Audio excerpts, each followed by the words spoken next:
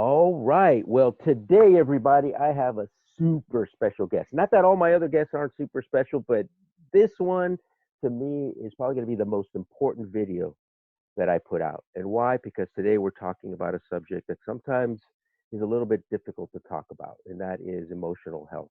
So, how do we, one, put it on the table, two, work with it, and three, just really kind of rise above it? What do we do to ensure that we as a people increase our emotional health or maintain our emotional health during these very, very tough times? A lot of times, we don't want to talk about it, we don't want to be vulnerable. But I think that now more than ever, if there's anything that's come good out of this, and there's many things, by the way, in my opinion, but one of them is that we're bringing back humanity into the picture. That this, in my opinion, hyper focus and excessive focus on materialism and status and really cool, swanky titles on our business cards and who's got the bigger house and what you've achieved and how to be a millionaire in 3.2 seconds, that has been somewhat muted and more of the humanities coming out to the point where we're starting to meet our neighbors now. We actually know their names and we're actually helping them. I think that's all great stuff. So to bring that into play into this video, we have Dr. Nina Kaiser, who's a licensed clinical psychologist, to talk about from her perspective as a professional, what are the things that we can do to maintain our emotional health during these very tough times, because we're all going to go through ups and downs. You're not alone. I go through it, and people know me as this excessively happy guy, who talks a lot and is, always happy. But I have my downs too. There's some days where I'm thinking, wow, when are we going to get out of this? Like, when am I going to be able to give somebody a hug and have a cup of coffee or a taco or something, right? I'm craving the simplest little things. And I think that, again, we're not alone. The more we think we're different, the more we realize that we're the same. And right now that we're sheltering in place, a lot of us are really thinking and analyzing and reassessing a lot about our personal and our business lives, our careers, etc. So, with that said, thank you so much, Nina, so much for being on this video. This is extremely important. And so I'll just kick it off to you to see what you're seeing and what are some of the things that you're recommending. Yeah, no, I appreciate it. Ed, I mean, I think, like you said, this is such a tough time for everybody, right? It's this real external crisis that's triggered a lot of worry and anxiety for people around, our own health, the health of the people that we care about, obviously financial concerns, right, and well-being. And I think the most difficult part of it is just the uncertainty about how things are going to unfold, right? What's the timeline going to be? How long is this all going to last? What will things look like when we are able to return to normal life, right? And coping with that kind of uncertainty is incredibly stressful. And I think absolutely has the impact to have or the possibility to have an impact on people's self-esteem, right? Their mood day by day, their anxiety, and so on. And I specialize myself in working with kids and teens and with parents. So I can speak to what we're seeing, as a clinical team. I have 5 other therapists who work with me, kind of working with families from the ground up, expecting parents, and all the way through parents of teenagers and so on. And I think, just culturally, we're seeing everyone, struggling or kind of on an emotional roller coaster, right? Where some days are okay days, some days are harder days, right? That it's just, this kind of inconsistency or roller coaster ride of emotion, right? That is constantly changing. And I think that recognizing that and kind of being aware of like where you are at any given moment is the first step in being able to cope with it effectively, right? So if you notice that you're feeling badly or feeling down, feeling anxious, then you're able to do something about it, right? Instead of just getting kind of swept away by that, or stuck, right, mired down in that feeling. And then I think knowing and noticing those fluctuations over the course of time also can help when you're in the trenches of feeling badly, right? That you know that it's going to ebb and flow, that there are going to be times again that you're going to feel okay, right? Probably later today or even tomorrow, right? So being aware of those changes and how you're feeling also can offer like that light at the end of the tunnel at the times that you're feeling badly. Does that make sense? It makes Yes. total sense. And are you seeing some common stressors, like specific stressors that are causing the ups and downs more than other things? Like, for example, the uncertainty of either Mm-hmm. work, or maybe the uncertainty of when are they going to Mm-hmm. see family, or all the above. Are there certain commonalities that you're Yeah. seeing? Absolutely. I mean, I do think the uncertainty is a huge one, right? I think a lot of people are feeling uncertain about the financial future for themselves and for their families, right? The unemployment numbers, as I'm sure you've seen, are sky high, right? Yeah, And 6.6 the million just small this last week. business, incredible, right? My husband was telling me that this morning, right? And I think it was, a total of nearly 10 million in the 2 weeks before that, right? So we're at like 17 million people in the last 3 weeks now are facing unemployment. And, I think that's just the beginning, right? That there are a lot of companies, where layoffs are kind of hanging over people's heads, right? And small business owners are struggling and uncertain about the future too. So I think that kind of financial instability or uncertainty is one huge source of stress, Yeah, the right? primary. But even for people who have, yeah, no, absolutely, right? Because I think when we think about like our needs or kind of our well-being, our ability to find shelter, right, to be able to feed ourselves and our families and the people around us. I mean, that's sort of like our baseline level of need, right? And then our other emotional needs are kind of layered on top of that. But when we're kind of struggling or concerned about our ability to meet those really baseline levels of need, it's hard to even tune in and kind of at a more higher level, right? So I think those financial needs are one huge source of anxiety. I think for families, we're also seeing homeschooling kids to be a huge source of stress, right?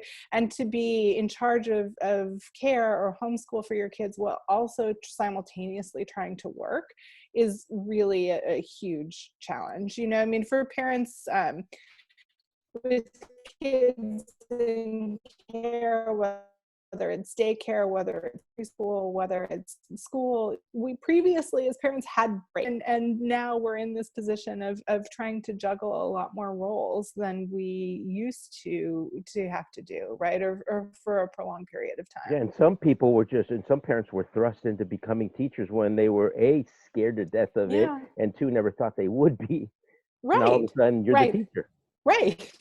Right. It's not something people have chosen, right? And I mean, I think that's the challenging thing about all of this. I mean, aside from the uncertainty, is the lack of control that we all have here, right? And these aren't choices that we intentionally decided to stay at home or to homeschool our kids, or to manage work in the way that we're managing it. These are things that happen to us, right? And that kind of lack of control is also a huge trigger for mental health Yeah, challenges. totally. I equate this to, like, Yeah, so I think, imagine if you were at the airport and the army greeted you and said, "We're recruiting you, like right now. You got to go to right, Afghanistan." That's kind of how it right, feels, right? right. Like, wait a second, I That's was right. going to lunch. That's right.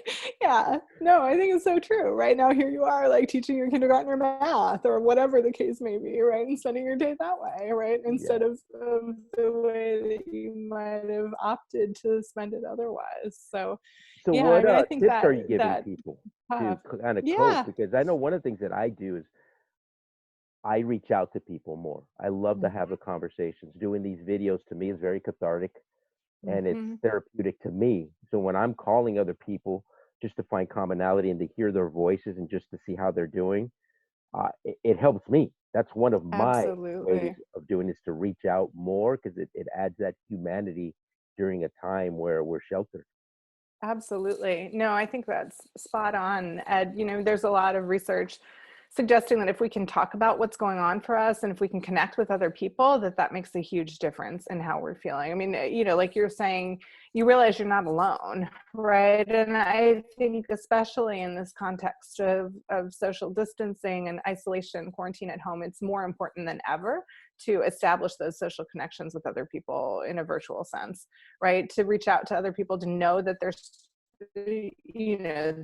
struggling with this too in the same sort of way that you might be, is a huge support, right? So I think that's absolutely an important part of coping. And I think, the other things that we're encouraging people to do is, one, look for things that are within your control, right? Or in the context of this bigger kind of uncontrollable picture, there still are things that you do have control or mastery over, right? So part of that, there's some research suggesting that if you can kind of settle into a routine for yourself, that's helpful and gives some semblance of control in the middle of chaos, right? So, this is why people are saying don't stay in your pajamas all day, right? Or get up, take a shower, get dressed, like start work or start school at whatever time you would have otherwise, right? So I think, some of that, to an extent, I think is helpful, right? I think for parents, there's also been this sort of proliferation of like really complex schedules and high expectations about productivity that I think are counterproductive, right? So it's figuring out how can you Say more implement to some that. kind of routine I like that. without pushing it too far. Yeah. Okay. Well, So yeah, I mean, give me I an think example of how we that all shows have up. these, go ahead. How does that show up? Yeah, like in terms of like the expectations or that are just kind of, too overboard, and just to kind of click it back a little bit. How does that show up, or how does one start to see the signs that maybe that's a little overboard? Because maybe some people don't see it. Yeah, no, it's so true, right? I mean, I think a lot of times people don't necessarily see it. And I think this comes back to, really checking in with yourself about how you're feeling on a day-to-day basis and noticing, like, is there a link between what you're doing and how you're feeling, right? And what kinds of things push your buttons, like moment by moment or day by day, right? So, we're seeing a lot of parents right now who are coming to us with power struggles or battles about getting the kid to sit down in front of Zoom for class, right? For the online learning that their schools are doing. And, there's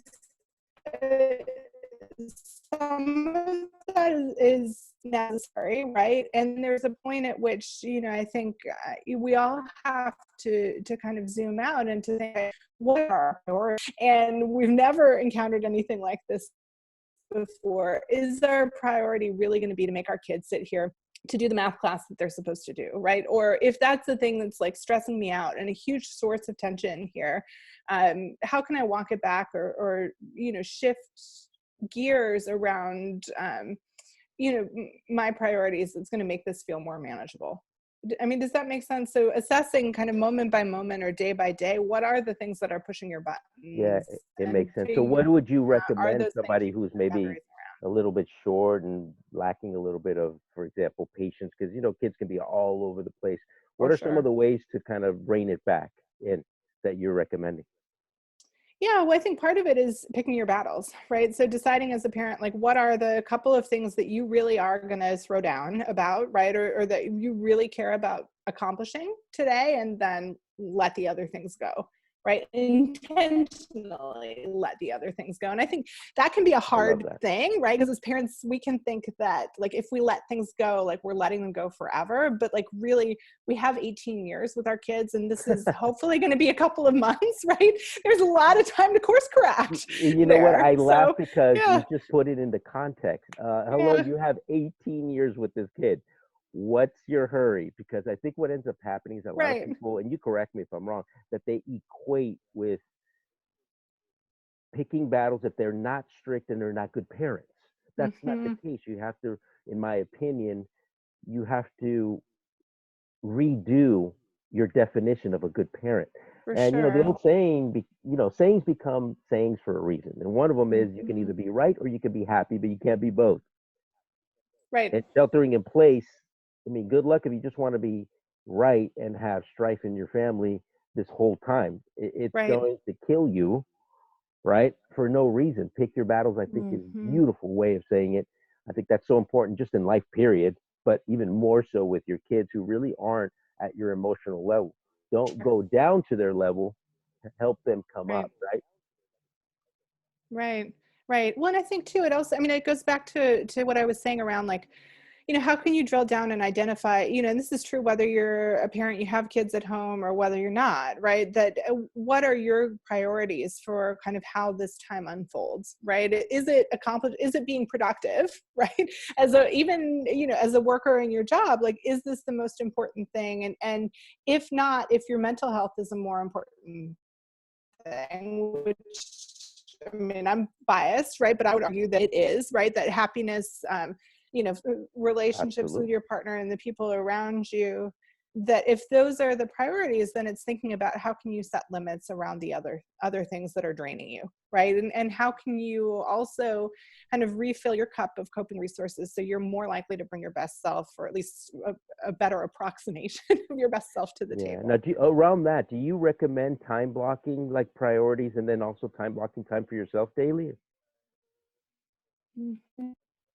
I think if you can, yes, right. And I guess I would say that I say if you can, and I mean you should find ways to do that, right? That if you're, parenting, you and your co-parent hopefully can block out some time and relieve one another, right? So that everybody has some time to take as a break, right, or as a way to kind of refresh and rejuvenate. That said, I mean, I've been working with parents for now just about 20 years. And as a parent of two small kids myself, it is hard to find time to yourself, right? And hard to make that a priority. And so, we often encourage parents to find what we call micro self-care practices. So just even like tiny hits of something that makes you feel good.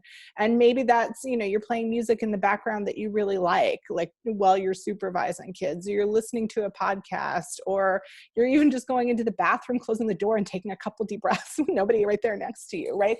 So figuring out like what things like make an impact on how you feel, even if they're tiny things, and trying to prioritize doing some of those. Yeah. I love that. That's great recommendation. The little micros. I love that. Yeah, it's better than zero, right? Absolutely. Well, Right. thank you so much. This has been so helpful. Now, how Right. do people get a hold of you, Nina, if they Of want to course. talk with you about specifics? Yeah, no, for sure. So I own, it's a family wellness center called Practice San Francisco. Our website is www.practicesanfrancisco.com. I feel like I do have a business card here somewhere, Ed, but I have no idea where it is. So All right. What's a I'll leave good you with email that. address? We are doing individual, yeah, it's info@practicesanfrancisco.com. Oh, that's easy. Yeah, and Info we at are Practice San offering Francisco. Okay. online, yeah, totally. Yep. We have And you said online you're support offering what? groups for parents that are we have online support groups for parents, Okay. and we also do a fair amount of individual coaching and therapy for parents, and work with kids around these same kinds of skills. So yeah, Wonderful. thank you, Well, Ed. I thank you again appreciate so much. No, this was incredibly beneficial. it. And It's say hi to okay. your cat behind you for me, by the way. Oh, haha. I love your Yes, cat. there's always somebody Right? You intruding on notice my everybody, house. by the Right. way, Not the that was kids, not right? planned. Right. This is how life is Yes. unfolding today. And it's okay if a cat That's photo right. bombs us or video bombs us every once in a while. It's going to That's be okay. right. Well, stay healthy Better than and my stay safe. preschooler. So Thanks again. thank you, Ed. All Same to right. you. You be well. Yeah. Take All care. right. Bye bye.